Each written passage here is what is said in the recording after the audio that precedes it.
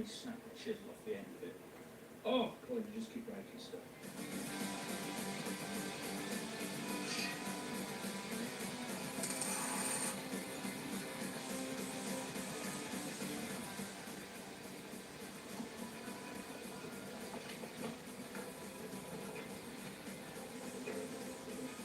Wonderful conifers, a little tip here. If you want to make a round cover sleeve, just cut the arm off one of your jumpers and Jubilee clip it on at each end, but not a conifers hoodie.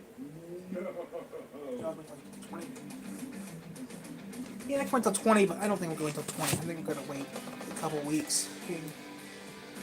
Okay, so we've employed a slightly different method on this. We basically put mesh up against the top of this because we're thinking that when the concrete surrounds the inner tunnel, it will push up, go through the mesh and kind of seal up against the clay or the rock a lot better than what the flat stuff will. And also, we've got a bit more confidence in the fact it's not actually going to collapse on us.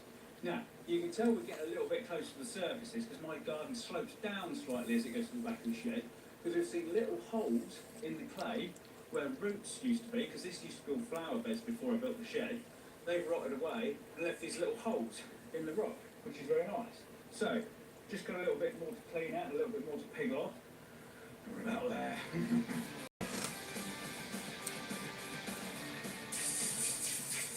My hair is full of clay. Seems to be the only way to get rid of it.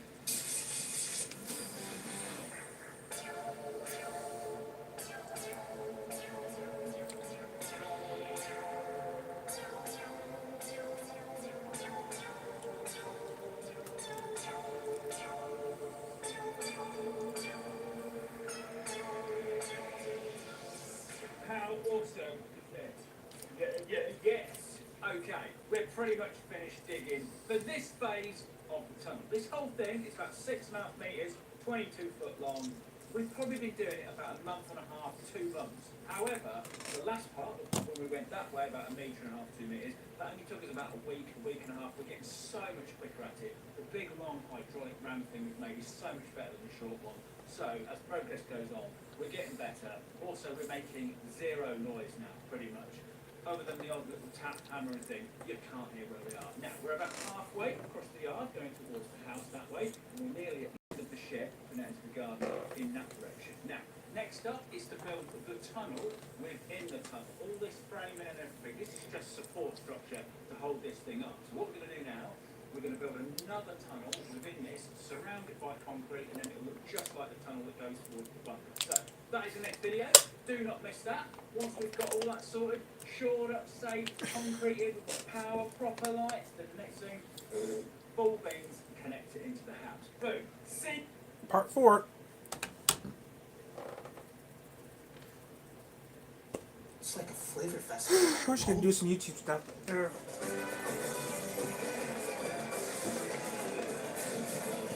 So, next week, guys, I got plans. I hope next week I can do them. His son, Minecraft.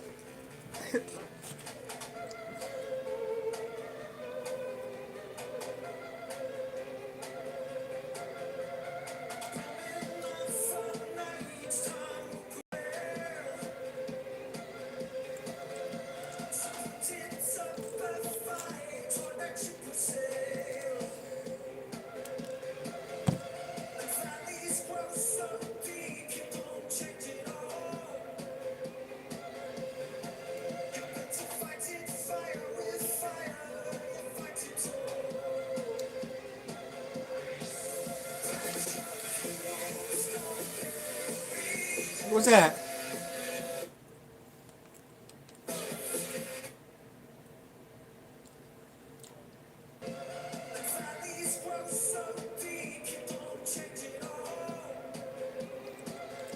I give a shit outside too.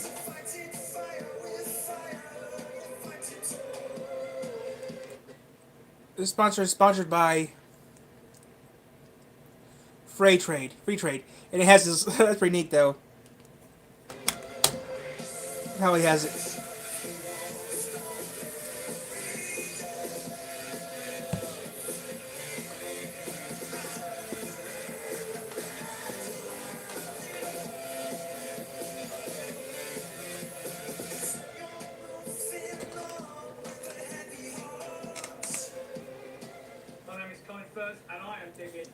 separate underground tunnel from my shed to my house and then hopefully to my underground bunker at the bottom of my garden. Now so far we have dug nearly 4 metres down and we have tunnelled nearly 6.5 metres across. But we're not quite at the house yet and we're nowhere near the bunker.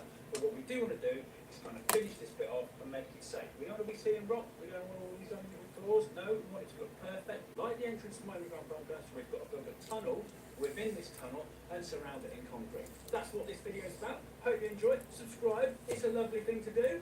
Enjoy the ride.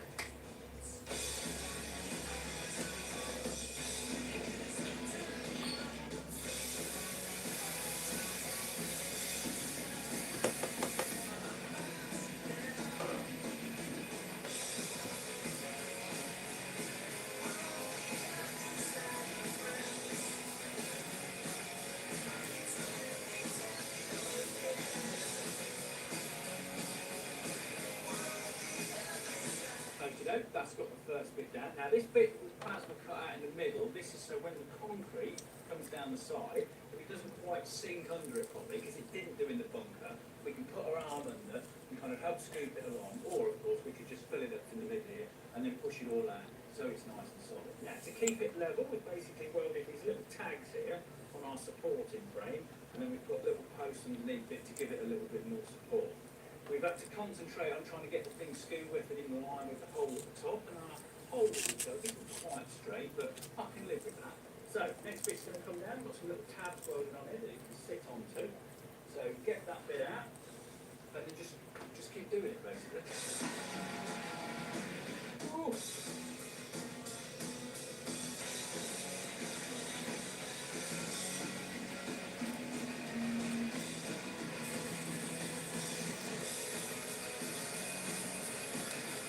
Right, got 2 bits of floor down there. Now we've got this 50mm box section here. Basically, we put Kingspan insulation in between this, and then the floorboards over the top of it. A little bit of insulation, keeps it nice and toasty. So, that's done that. The third one's ready to go down, and then we'll put a fourth one down, and then we'll start putting some walls up. And hopefully, the dusty jobs are nearly over. I got absolutely covered in this today.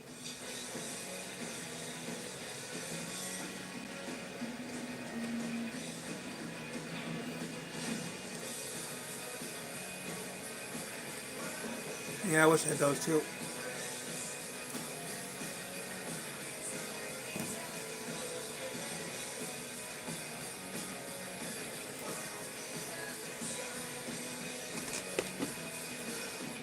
Here we are, it's a new day, people. We've had a dust down, we're a bit clearer. Right, floor is down, floor is level, floor is done. There's a little extra feature, look over here. I've put this little extra bit in because we're going to house our hydraulic pump there, so it can basically be in here all the time. And what we want to do the next bit, we're not dragging it around on a piece of wood like we were last time. It's all plumbed in, the hydraulic lines can kind of run under the carpet, and we can get on with it. Right, next up, exciting part, put some walls up, cut some noggins, just make it feel a little bit more like a tunnel. Colin, how can this not feel like a tunnel now? If anything, this is more tunnel-like, because you can see, right, shut up, just shut up and get on.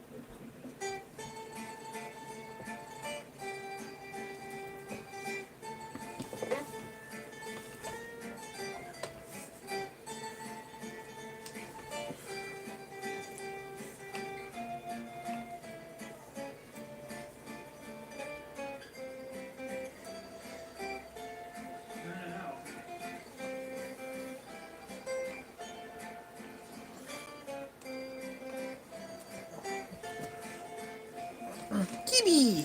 He's not. So, that might be a good idea to do that.